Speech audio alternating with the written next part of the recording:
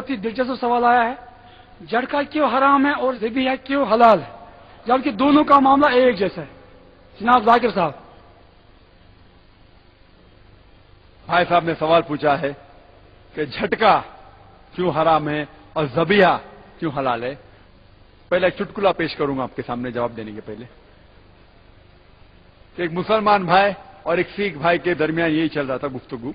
वो सिख कह रहा था कि आप मुसलमान बेदर्द लोग हैं, जालिम लोग हैं, जब आप जानवर को मारते तड़पा तड़पा के मारते, मारने का तो एक झटके से मारो, जानवर फिनिश, खत्म। आप लोग बेदर्द लोग हैं, जालिम लोग हैं। अपना मुसलमान भाई को जवाब सुझाने तो उसने कहा कि हम मुसलमान जब वार करते मर्द के बच्चे आगे से वार करते हैं, आप सिख लोग बुज़दिल पीछे से वार करते। जैसा मैंने कहा ये चुटकुला है, ये सही जवाब नहीं है, ये चुटकुला था।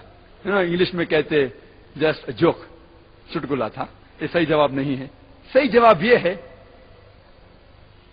कि इस्लाम में हम ज़बीहा करते हैं। ज़बीहा के लिए बहुत से शराइत है कि छुरी जिससे ज़बीहा कर रहे वो तेज होना चाहिए, जल्दी कीजिए, एक जानवर के सामने दूसरे का ज़बीहा नहीं करना चाहिए, बहुत से शराइत है।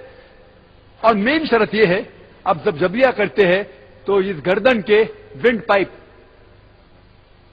पाइप सांस की नली को काटने का, और वेसल्स ऑफ द नेक, ये जितने भी वेसल्स है, आर्टरीज एंड वेन्स, उसको काटना चाहिए।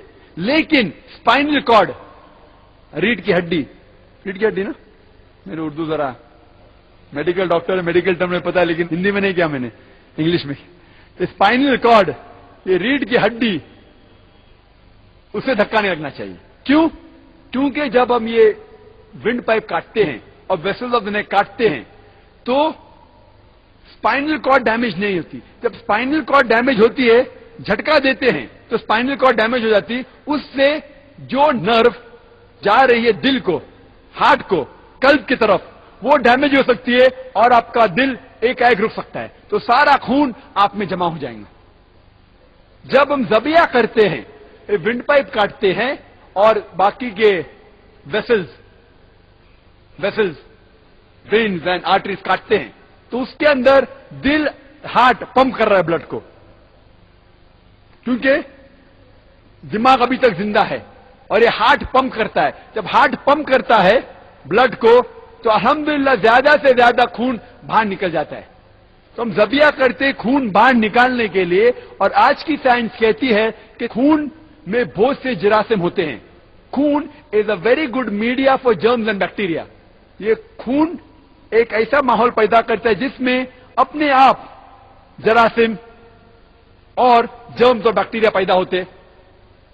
तो हम ये खून को जब बाहर निकालते हैं जानवर के जिस्म में से, क्योंकि हम मेडिकली हाइजीनिक लोग हैं, अच्छे लोग हैं, साफ लोग हैं, तो कि जितने जरासीम भी बाहर निकल जाते हैं तो हमें बीमारी कम होगी।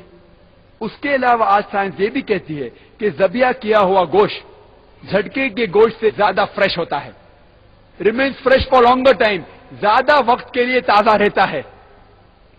और जो लोग ये कहते हैं कि जब हम ज़बीहा करते हैं तो ये जानवर तड़प तड़प के दर्द से मरता है, आज की साइंस कहती है कि जब आप वेसल्स ऑफ द नेक काटते हैं तो जो खून वो नर्व पे जा रहा है, उस दिमाग की तरफ जा रहा है, जिससे दर्द का एहसास होता है, वो रुक जाता है। तो उस जानवर को दर्द का एहसास होता ही नहीं, जानवर तड़पता है। क्यों?